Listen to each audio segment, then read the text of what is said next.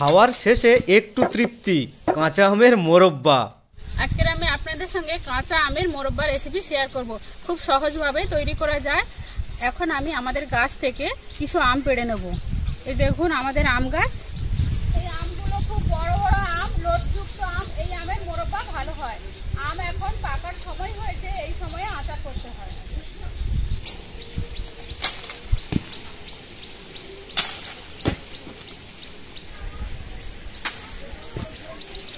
আম পেড়ে নিয়েছি, এখন নিচ থেকে গুঁড়িয়ে নেব।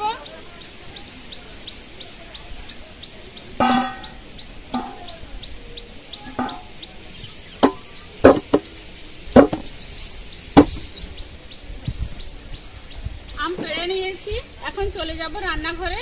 আমগুলো কেটে নেব। এখন বন্ধু আম কাটতে বসেছি। প্রথমে গামলাতে জল ঢেলে নেব।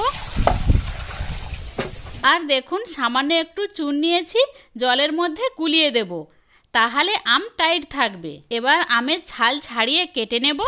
আমের গায়ে যেন না সবুজ ছাল থাকে, সেইভাবে ছাড়িয়ে নিতে হবে। এইভাবে করে কেটে নেব। এইভাবে করে সমস্ত আম কেটে নেব। সমস্ত আম কেটে নিয়েছি, ভালো করে 2-3 বার জল পাল্টে ধুয়ে নিতে হবে।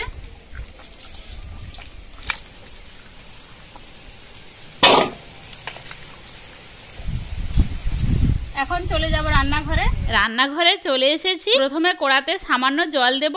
আমি এখানে 2 কেজি আমের জন্য 2 কেজি চিনি নিয়েছি। প্রথমে চিনি গুলিয়ে জল করে নিতে হবে। দেখুন চিনি গুলে গেছে, এই অবস্থায় দিয়ে দিতে হবে আম।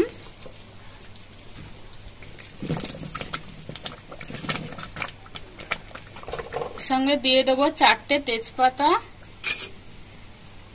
1 চামচ লবণ, মিশিয়ে নেব। বন্ধু আপনাদের আমের আচার খেতে কেমন লাগে প্লিজ কমেন্ট করে জানাবেন, লাইক করে পাশে থাকবেন। ধীরে ধীরে করে আম ফুটিয়ে নিতে হবে। দেখুন কত সুন্দর কালার এসে গেছে, আর মিষ্টির মতন ফুলে ফুলে গেছে। দেখুন আরো খানিকক্ষণ জাল করে নেব। দেখুন এইভাবে করে মোরব্বা তৈরি করে নিতে হয়। মোরব্বা রেডি হয়ে গেছে, এখন নামিয়ে ঠান্ডা করে নেব। ঠান্ডা করে নিয়ে বয়নে ভরার আগে এলাচ গুঁড়ো দেব। বন্ধু আপনারা এবছর কারা কারা আমের আচার করেছেন প্লিজ কমেন্ট করে জানাবেন। Thank you.